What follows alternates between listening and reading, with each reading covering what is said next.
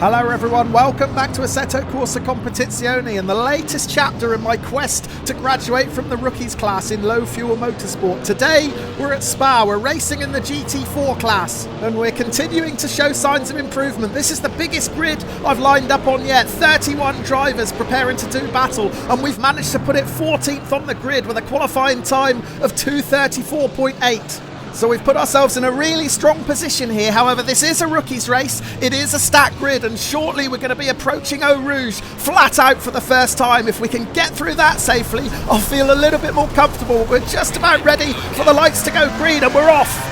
So yeah, it's all about self-preservation through Eau Rouge and Radalon for the first time. I don't mind if I lose a couple of positions as long as I get through safely. I've got Anthony Bell on the inside, so we're going to leave as much space as possible. We're going to be side by side through Radalon. Anthony Bell looks like he's got the drive on us, so he's going to get past us. And incredibly, it looks like the whole field has got through Eau Rouge safely. I looked into the rearview mirror expecting to see chaos, but it's a credit to the grid that 31 rookie drivers have got through Eau Rouge and Radalon without any accidents whatsoever. Impressive stuff. Oh, but look at the rearview mirror, it's not so tidy at the end of the Camel Straight. Those two Porsches came together, Richardson and Strittmatter. Richardson managed to hold on to it by the looks of it, but Strittmatter crashes out, so we've got Richardson in 17th, we're just ahead in 16th. In all the excitement, we did lose another position. Alexei Cheryshev has moved up to 15th, he's in hot pursuit of Anthony Bell in 14th. But yeah, other than that Porsche clash behind me, it's been a really clean opening half a lap. That's really encouraging in a good race. As I say that, we lose someone in front. That's Jelva Stratton in the McLaren, so that's promoted us up into the top 15. And I'm really struggling with the BMW M4 through Toughen. I'm losing loads of time through this section. It turns like a battleship at some parts of this track, and Toughen is really costing me some pace. Look, already a gap of nearly a second has opened up to Cheryshev in 14th. And we're not going to get any peace whatsoever from Will Richardson behind. He's just 0.3 of a second back. However, there is a little bit of a gap opening up behind him. Kazmarek behind is 1.5 seconds back in 17th. Tyres not quite yet up to pressure as we approach the final stage of this first lap. Thanks to everyone for your tips on what to do with tyre pressures and how to change them in relation to the ambient temperature. I've paid special attention to that today, so I'm confident my tyres aren't going to let me down. However, my pace might, because we're struggling to keep up with this pack in front. As I say that, Cheryshev is going to look up the inside of Bell into Blanchard. This is a brave move. Is Bell going to hold on to it? No, he's not. He has to back out. They both run a little bit wide, and we might get a drive on Bell here. We're going to have to go to the outside. Bell's defending, and that leaves a big gap up the inside for Will Richardson to make a dive. So Richardson takes the position. He's gone up to 5th. We're back down to 16th, and now Kazmarek has closed the gap as well. He's just 0.6 of a second behind as we had the first lap of this race. We've got a much better drive than Kazmarek out of that final chicane though, so we've got a little bit of breathing room now as we approach the source. Oh, Kazmarek's going to take a big dive up the inside. There's contact, that's given us some damage. He's going to push us out off the track to take that position. Oh, that was a rough move. I thought I'd built up a big enough advantage to take the racing line into the source safely there. I do favour as late an apex as possible so I can get on the gas early, but Kazmarek obviously thought there was a big enough gap that was worth going for. And look at Kazmarek fluff his lines through Eau Rouge there. Right, let's go back and check out a replay of that La Source incident. So I'm looking to see from how far back Kazmarek came, but also how big a gap I left for him, and oh, it's close. I still feel it's a bit of an ambitious move, but the trouble with the wide line that I take, it does invite a lunge like that. Let's ride on board with Kazmarek. This is how far behind he comes from. And there's the contact right there. I've already committed to making the apex, and there's no way I can back out of that, and there's no way Kazmarek can get it stopped. But before we return to the live action, let's go back and see what else happened on lap 1, starting with Eau Rouge and Radalon for the first time. And incredibly, all 31 cars got through it unscathed. I never thought I'd say that in a rookie race at Spa. But full credit to every driver on the grid for getting through that one safely. However, it didn't last for long, because come the end of the Camel Straight, there was a clash between two Porsches. Keep your eye on the number 24 of Marco Strittmatter. He's making a move up the inside of Will Richardson. Now, is there contact? It doesn't look like there is. It looks like Strittmatter just lost traction at the vital time. Several other cars also spinning out there, and it's a proper mess at the back of the pack. And then a couple of corners later, X is in no name. We lost the number 10 of Jelva Stratton in that McLaren, just getting on the gas a little bit too early and loses the rear. That gave us another position. Well, there's some dust and grass being kicked up on the inside of that hairpin. I didn't quite see which driver caused it, but we are gradually closing in on this pack now. However, we're fast approaching the section of the track that I've really struggled with. Pujon hasn't been kind to me at all during practice and qualifying, and I'm wondering if we might get an attack from Lawson behind in the Ginetta. Oh, we've missed the apex already. That's going to give Lawson a prime opportunity to stick his nose up the inside coming out of Pujon, and yeah, we can't do anything about that. So that's Mark Lawson up to 17th, we're down to 18th, and we've got Marco Strittmatter in the Porsche behind, coming steaming up in the rearview mirror. I thought he was going to run into me there, he's missed his braking completely. Meanwhile in front, Lawson's made a mess of it too, and we're going to get that position back. So we're back up to 17th, but look in the rearview mirror, we're going to be put under all sorts of pressure from Marco Strittmatter. We run a little bit wide on exit, that's going to invite Strittmatter to try and stick his nose up the inside. Can we hold the position by staying on the gas? We've just about held on to it, but we are in a proper fight now, and Strittmatter must have some real pace because we saw him crash out at the end of Kemmel Straight on lap 1, so he's obviously dusted himself down and got back on it here because he's closed right in on us. We're fast approaching the end of lap 2 now. It looks like Cheryshev is challenging Kazmarek up in front, but Kazmarek is going to take the defensive line into the final chicane. There's no way around for Cheryshev, and it does allow us to close right back in on them. So we're back in contention now, challenging Cheryshev for 16th position. And as we finish lap 2, it's Richardson in 14th, Kazmarek 15th, Cheryshev 16th, we're in 17th, Strittmatter behind in 18th. In fact, Strittmatter might get too close. He runs into the rear of us. That's going to push us out wide. Can we hold on to it? No, we can't, because we're then barged right off the track as Strittmatter forces his way through. Oh man, I complained about the move into the source on the previous lap being a bit rough, but that was even more aggressive. And it's not just one position we've lost as well. Verstraeten has come through as well. We lost all of our momentum coming out of the source there. And we may yet lose one more place, because look in the rearview mirror, that Ginetta of Mark Lawson is carrying way more speed down the Kemmel Straight. I don't think we can do anything about this. I mean, we can take the defensive line, but it'll be in vain, I think, because Lawson has the pace to take that 19th position and send us down to 20th. Oh, but there's an incident ahead. Cheryshev has lost it, and we've got to take a voided action at the last possible second to stop ourselves from running into him. Well, we got away with that. We were lucky there, but it's cost us even more momentum. We're getting really beaten up now. Artemenko on the inside into the hairpin. We're going to surrender another place here. And lap 3 has been an absolute disaster. It all started to go wrong with that move from Strittmatter into the source. We lost a couple of positions there, and then of course Cheryshev losing it right in front of us has cost us even more. Let's go back and check out the replays. And am I right to feel a bit aggrieved with this one? There was actually 2 bumps from Strittmatter. There's the first one into the rear, which pushed me out a bit wide. Strittmatter then runs alongside me, and look at that, barges me off the track to the left.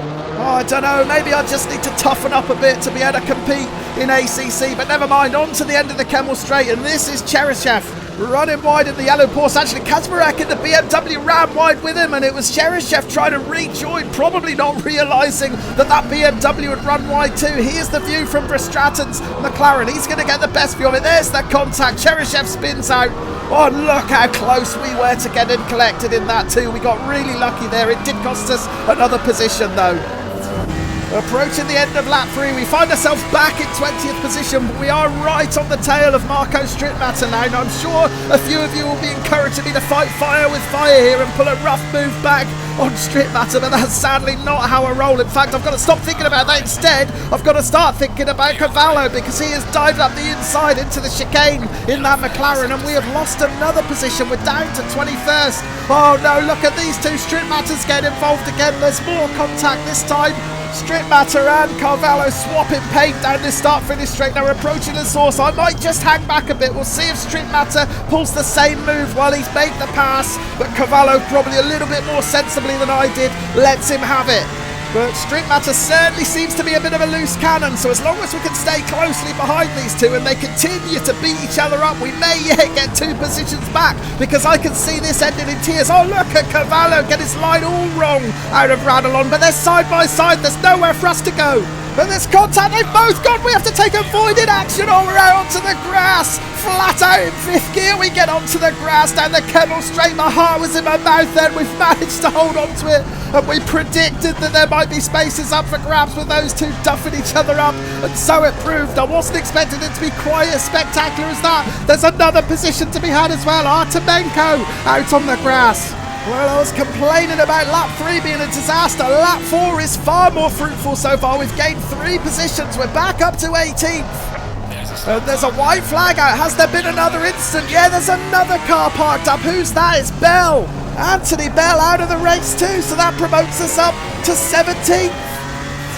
Right, let's take a breather from the live action and see how all this drama unfolded. Well, we've got to go back to the end of the previous lap. That's Reed and Carvalho making a move up the inside into the final chicane.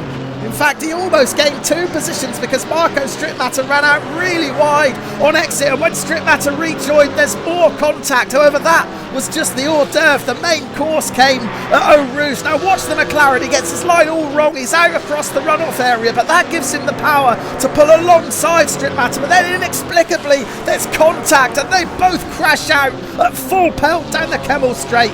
We had to react so quickly not to get tangled up in that, as did a few cars behind. It's amazing no other driver was involved in that incident. As we watch it again from another angle, it's 2 cars fighting for 1 line, and ultimately it's going to end in tears. We swerve to the grass to avoid it, and then watch the cars behind. Oh, they're so close to getting collected. So that gave us 2 positions. Then at the end of the Kemmel Straight, we're going to get another one. Now watch that light blue Porsche, Artemenko. He's going to get a nudge from behind, which pushes him out onto the grass. He's not able to correct it in time, and we get by. And then on the very next corner, we gain another position. Now this doesn't look like an accident. It looks like Anthony Bell has just decided to call it a day. Well, there's been an awful lot of drama in this race, and we're only 1/3 of the way through. It's a 30-minute race here at Spa today. We're only 10 minutes into it, and we're in 17th position, but it's going to get better. Look on the left. There's the BMW of Kazmarek, and he has spun out too. Yeah, Kazmarek was yet another victim of a nudge from behind. He's defending from Mark Lawson at the moment, but watch Lawson's Ginetta. He just gets too close on the exit of the chicane. There's the nudge in the rear, and it sends the BMW into the tyre wall. Well, for the next lap or so, we had a bit of peace and quiet in 16th position, which I was very grateful for. But in the rearview mirror now, we can see Artemenko closing back in.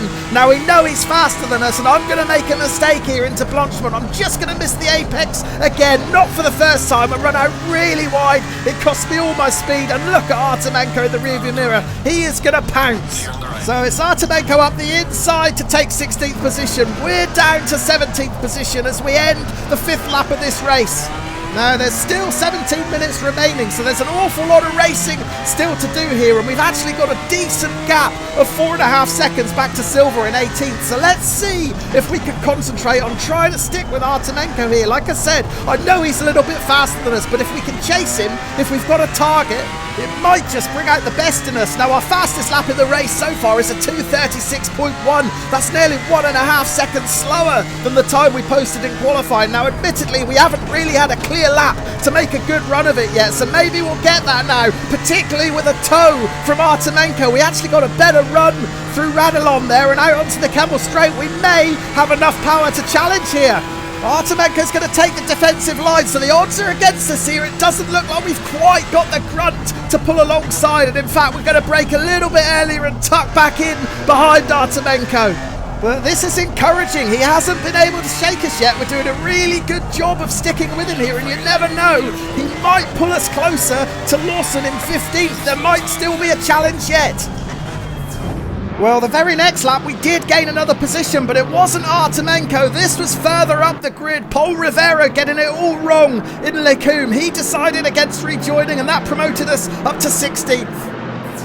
We're going to take a big jump forward now in the live action, returning at the 2/3 stage. There's 9 minutes of this race left, and as you can see in front, we weren't able to keep the pace with Artemenko, but we're still in a comfortable 16th position. Silver 5.5 seconds further back.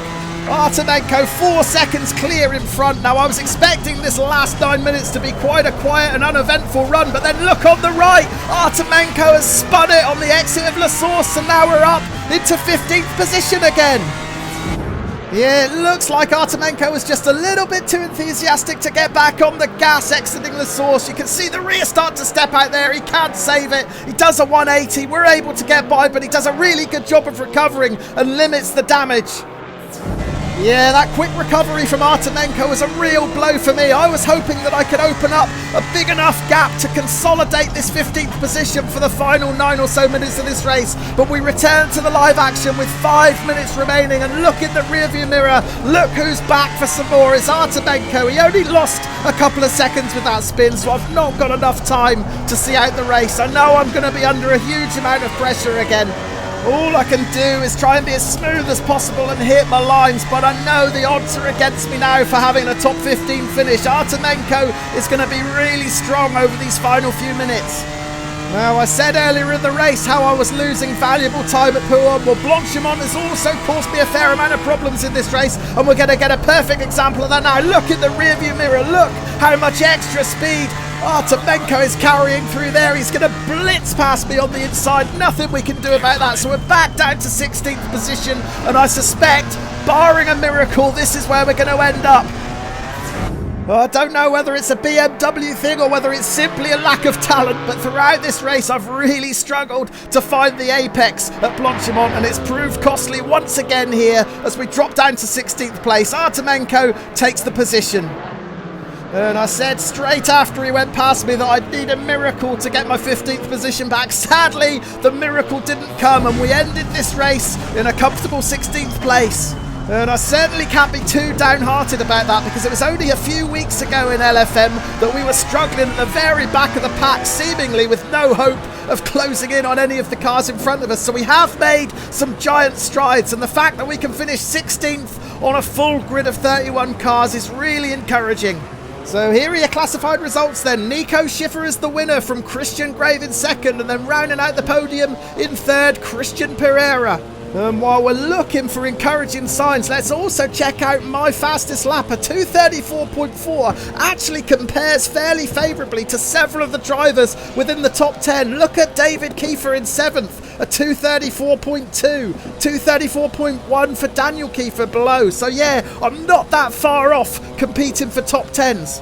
Just a little bit more consistency needed, I think. I'll be working on that for next time, and I'll look forward to seeing you there. Cheers for watching.